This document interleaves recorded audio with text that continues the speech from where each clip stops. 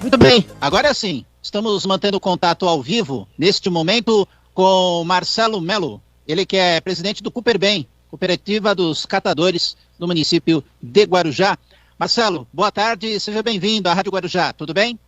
Boa tarde, Marcelo, e parabéns a você, a Rádio Guarujá, pela oportunidade da gente poder trazer esse tema no programa de vocês hoje. Muito bem, então, estamos na semana Lixo Zero e a Cooperbem prestando aí o seu trabalho também para poder fazer aí a orientação à população. O que você destaca hoje de trabalhos por parte da Cooperbem, Marcelo?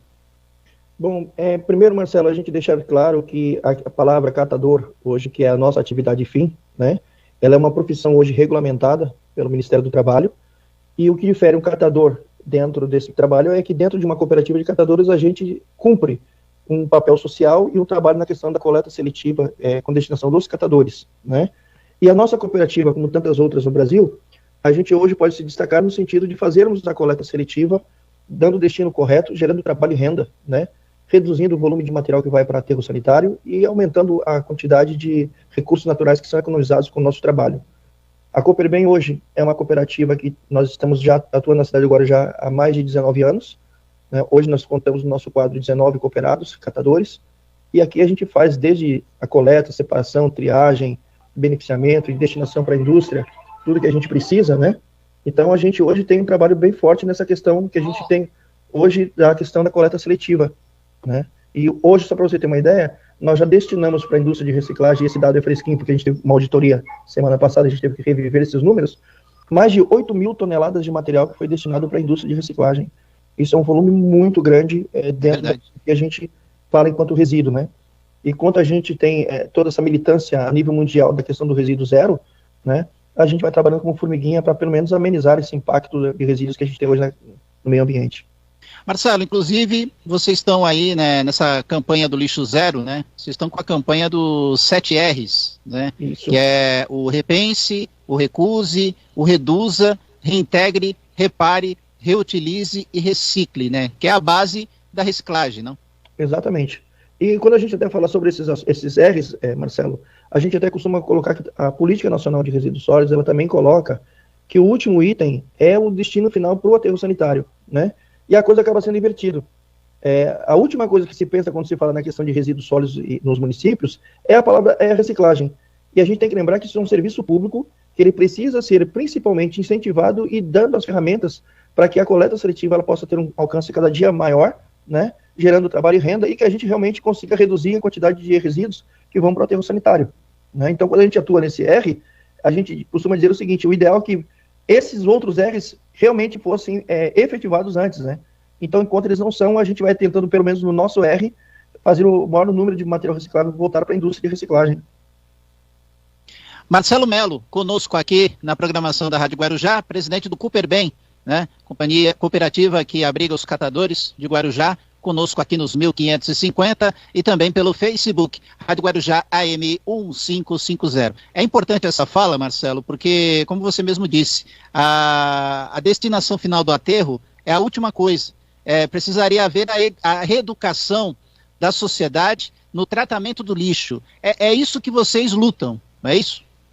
Na verdade, Marcelo, eu costumo dizer que eu sou meio polêmico em algumas situações, tá? Quando a gente, ao longo dos anos, me permite dizer o que eu vou falar agora.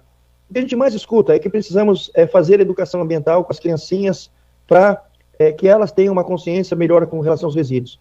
Vamos colocar aqui bem claro, criança, ela normalmente segue exemplos. Se os adultos não fazem, não adianta só eu educar. Então também não adianta eu colocar a responsabilidade sobre as criancinhas de melhorar o futuro. Eu tenho que fazer o agora. Quando a gente vai para uma outra situação, todo mundo acha que são os professores na escola que tem que falar sobre isso. Bom, primeiro, escola para nós temos educação, né? Lá é o aprendizado. Então, isso tem que ser na família, isso tem que vir em casa. A escola é um complemento daquilo que temos que ter como exemplo dentro de casa, né? É um papel, é uma ferramenta, é um trabalho muito forte, mas não são os professores responsáveis por uma mudança de atitude a nível mundial. São as famílias, né? E se atribui sempre, porque o professor não ensina, porque a escola não ensina. Não, não. Isso não é só lá. Isso vem através de políticas públicas, políticas de direcionamento, projetos, né? E o terceiro, que todo mundo acha que o catador tem que coletar tudo quanto é tipo de material, de qualquer jeito, e ainda escutamos eu já estou te dando material que você vai vender e vai ganhar dinheiro. Bom, vamos deixar claro, quando a gente fala de coleta seletiva, é de material que pode ser reciclado, né, ou reciclável.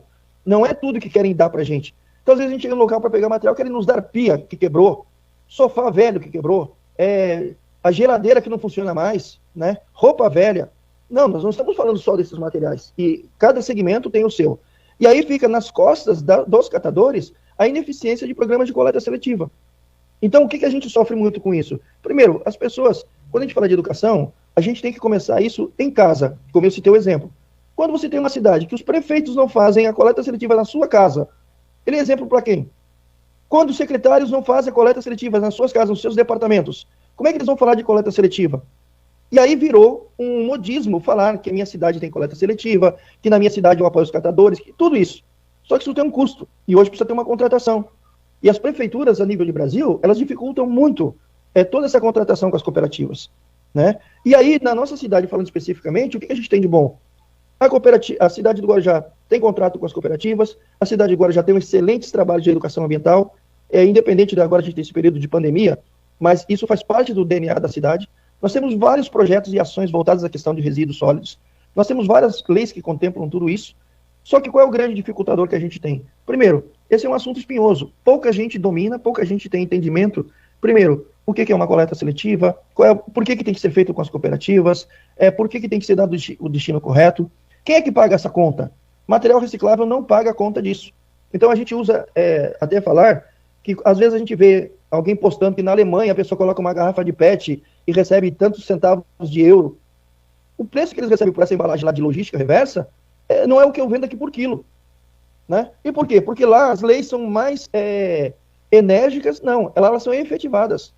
Então, quando a gente fala de logística reversa, quando a gente fala de destinação correta dos resíduos, tudo tem que ter um aprofundamento. E o grande mal que a gente vê nesse caminho é que a maioria das secretarias ou dos gestores públicos não conhecem e não dominam do assunto. Então, isso vai sempre ficando para trás. E falando especificamente da cidade do Guarujá e aqui da cidade do litoral paulista, qual é a grande dificuldade que a gente tem?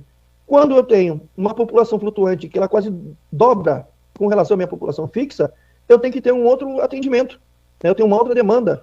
Eu teria que ter, por exemplo, quando chega na época de final de ano, as prefeituras costumam fazer um aditamento de contrato de coleta de lixo, né? Porque a demanda na cidade fica muito maior. E o que é feito com a coleta seletiva? Nada. Ninguém nem traz esse assunto em pauta. Só que quando a gente tem os apartamentos com muito mais visitantes, com muito mais gente, tem um volume de material reciclável muito maior, porque a maioria é tudo embalagem descartável, e ninguém chama a gente para conversar sobre isso. Aí a gente ganha uma grande dificuldade. Um monte de gente começa a nos ligar e a gente não consegue atender a demanda, né, do volume de material e de atendimento que nos solicitam. Muito bem, então. Estamos chegando na reta final, Marcelo. Só para fechar a entrevista, quantos catadores a cooperativa trabalha na cidade? Hoje nós trabalhamos com catadores, aqui somos em 19, porém a gente atende catadores que não fazem parte da cooperativa, mas 63 catadores avulsos, que aí eles catam o material e trazem aqui para a cooperativa, né?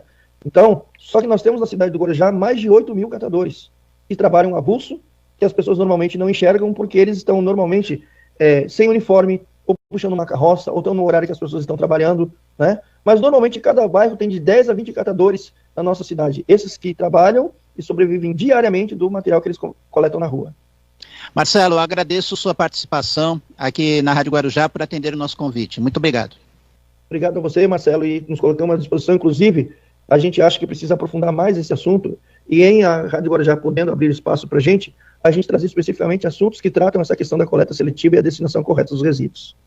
Muito bem, então. Esse foi Marcelo Melo, presidente da Cooperbem do Guarujá, conversando conosco aqui no Rotativa no Ar.